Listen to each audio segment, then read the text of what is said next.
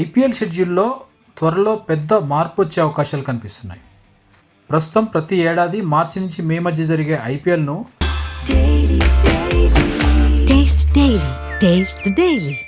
September అక్టోబర్ల మధ్య జరిపే ఆలోచనతో బీసీసీఐ ఉన్నట్లు సమాచారం. భవిష్యత్తులో ఐపీఎల్ ఫార్మాట్ను మరింత విస్తరించేందుకు ప్లాన్ చేస్తుంది బీసీసీఐ. 2028 నుంచి ఐపీఎల్లో 94 మ్యాచ్లు నిర్వహించే అవకాశాలపైన చర్చ జరుగుతోంది. అయితే ఇంత పెద్ద టోర్నీ తీవ్ర వేసవి ఎండల్లో నిర్వహించడం కష్టమవుతుందని బీసీసీఐ భావిస్తున్నట్టు తెలుస్తోంది. ప్రస్తుతం దేశంలోని చాలా నగరాల్లో 40 నుంచి 45 డిగ్రీల వరకు ఉష్ణోగ్రతలు నమోదవుతున్నాయి.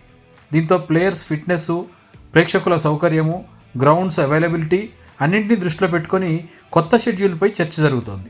ఐపీఎల్ చైర్మన్ అరుణ్ ధుమల్ కూడా ప్రీ దివాళీ సమయంలో ఐపీఎల్ నిర్వహిస్తే అడ్వర్టైజర్స్కి కూడా బాగా ఉపయోగపడుతుందని వ్యాఖ్యానించారు.